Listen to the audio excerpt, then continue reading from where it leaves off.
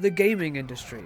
What was once about creative expression, storytelling, crafting memorable worlds and unforgettable characters, those have somewhat become secondary now. It's no longer about a person's skill set or a unique vision, or even about a team pouring their passion into their project for the sake of art, for self-expression, for presenting new ideas and concepts. That is not a priority anymore.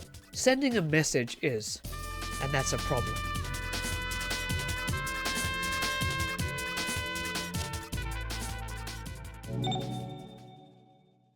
What we're seeing now is an industry festering from within, especially with large studios. It's no longer about creativity, it's about politics, and it's souring everything that gets made, and already ruining what could otherwise be a well put together game before that game is even released. Burying the game before it even gets to see the light of day. Folks high up in these companies outwardly mocking the public, many of which are fans and others that could well have become fans down the line. How brazenly some of these folks sitting in lofty positions in these companies mock or berate the fans is despicable. When did creativity and crafting unforgettable gaming experiences become the afterthought? So many titles fall flat before they even release. It's not always because the gameplay may look bad, and it's not always because the art style might not connect, but because the industry itself has turned their audience away. Audiences can no longer bring themselves to trust these companies. Companies, mind you, that these same audiences used to hold in high regard. It's the ones making these games going out of their way to alienate, mock, or even outright insult a big chunk of their own fan base. Is it any surprise that many of these games don't do well? It's gotten so bizarre that we've seen developers and industry voices celebrate the assassination of somebody that they disagree with politically.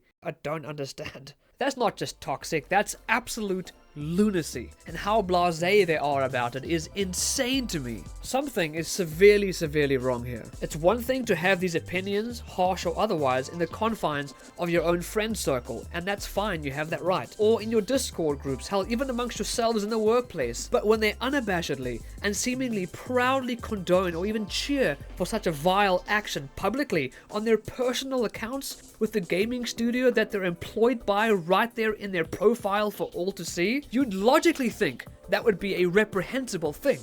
But no, it seems the higher-ups in these companies often share the same opinion.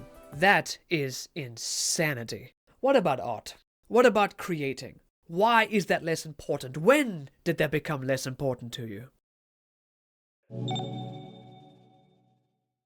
Now, I want to be clear. I'm not even all that political. If anything, I'd most likely be considered more progressive than the alternative, and I've been this way for about 20 odd years. But that's not what this is about. This is about something far deeper. It's about an industry that used to be driven by imagination, innovation, and passion. Games were once about worlds we'd never seen before, stories we couldn't get anywhere else, and ideas that challenged what we thought was possible. Creating something painstakingly for years with your team to present something to the public that you poured every ounce of yourself into. To create something nobody else has. To give something to an audience that was created with love and the absolute need to create and express. That is what it should be about, and only that.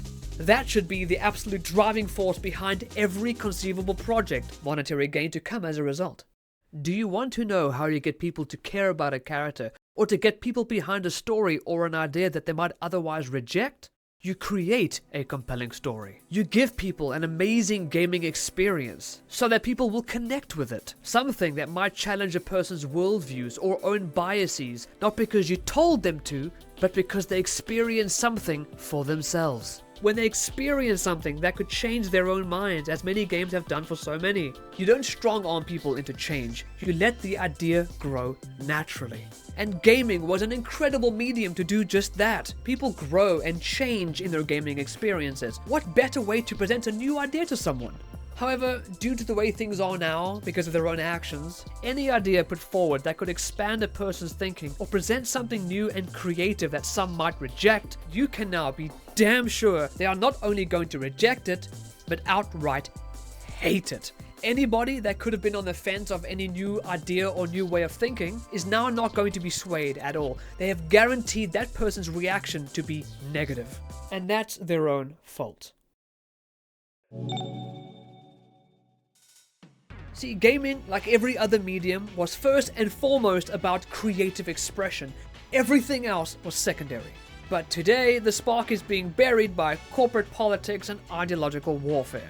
Creativity isn't first anymore. And when creativity isn't first, the soul of gaming, the very thing that made us fall in love with it in the first place, dies a little more with every release. Everyone has memories of gaming experiences that linger for decades, stories that sit with us because of how well crafted it was, characters that we connected with and cared about. And you can be sure many of these gaming experiences altered us, changed us, affected us and our outlooks forever. And that's why this matters. It's not about politics or sides. It's about keeping the creativity alive in gaming and putting art and passion first. Everything else should be secondary. If you have a message to send or a personal experience to input, you put that as a secondary, as a byproduct of the story, without forcing it upon people and telling them that they're wrong for not seeing it or agreeing with it. By putting something out there, you can be sure that not everyone is going to like what you put out. Not everyone is going to connect with what you create, but that is the risk you take when creating. You do it anyways because there's a slim chance that it will do. Leave everything else out,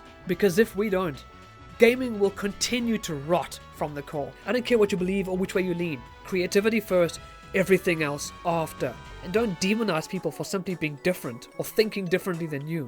That should not be the place to do it. Cheerio, squires.